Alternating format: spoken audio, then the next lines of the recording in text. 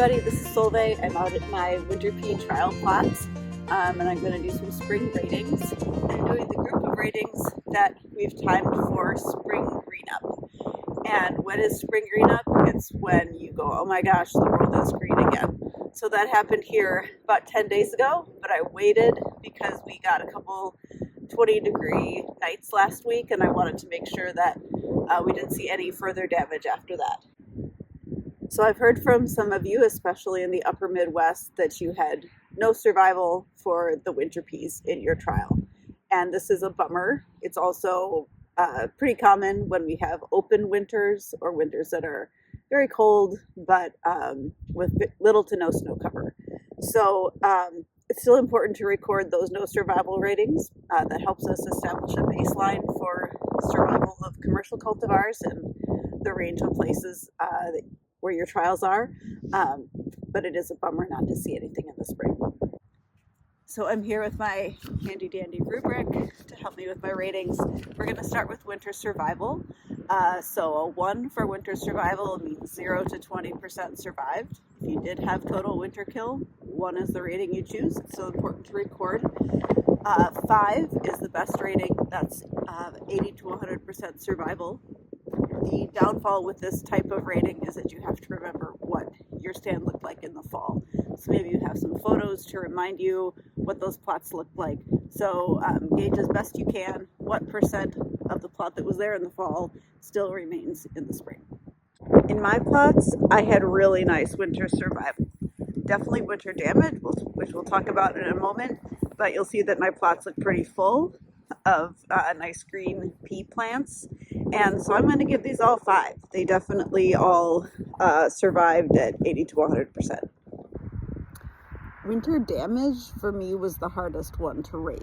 So our scale goes from 1, which is damage to the whole plant. If you have no survival, that's the one you choose, to 5, which is no damage or just the borders of the leaves looking like crispy paper. So I'm seeing a lot of plants like this, where there is damage to the stem, not just to the leaves, which puts these plants between a 2 and a 3 on our rubric. So a 2 would be major stem damage in the range of 75% of the stem. A 3 would be minor stem damage, more like 25%. So like these individual plants, I would give a 2. But there is a whole plot of other plants that have different levels of damage. So this is the challenge of making a rating on a plot basis rather than a plant basis. So really just do your best to choose a rating that is reflective of the entire plot. In the same plot, there are stems like this, which are barely damaged. There's a little bit of leaf damage. So that would be more like a 4. So I'm going to kind of average that out and say this plot gets a 3 for winter damage, because we have some that's, barely damaged at all, some that is really quite damaged down here. So for spring vigor, we're looking at not necessarily the absolute plant size, but how fast, how vigorously is it putting on new growth. So this is an awesome example of high spring vigor. So putting on a lot of new tender growth. You can tell the plant's really awake and alive and photosynthesizing and putting on lots of new leaf tissue.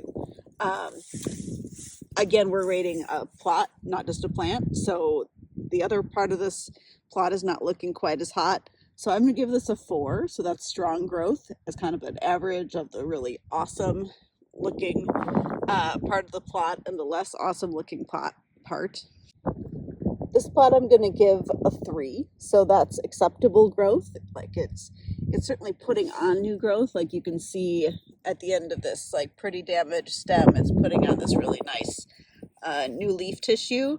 But it really hasn't gotten cranking to the degree that that other plot had. And now for arguably the most fun trait, flavor. So you're going to want to try the new growth. So something like this that you can tell is new and tender, and it's easy to pinch off just like that. as opposed to say something like this is not going to be good eats, that's going to be more woody and not very tasty. I'm not going to make you watch me chew things, but I found some of these really delicious. A nice mix of sweetness and that rich pea flavor that I think is really yummy. So please sample if you like, only if you like, and rate flavor and texture. It's a really easy rating. Just, I want to eat this all the time. I would seek it out. It's great. That's a 5. And 1 is yuck, no thank you. I don't want that again. When you rate flavor, you may have rated that in the fall as well. So when you choose flavor from the pull-down menu, your original ratings will come up.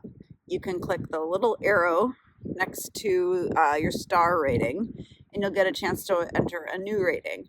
So if especially if your ratings changed, a couple of mine did from fall to spring, you can enter your new rating, and if you want, you can enter a comment, like in the spring, this was very sweet, or something like that. And we will be able to distinguish using the time of the data entry, what you thought about fall flavor versus spring flavor.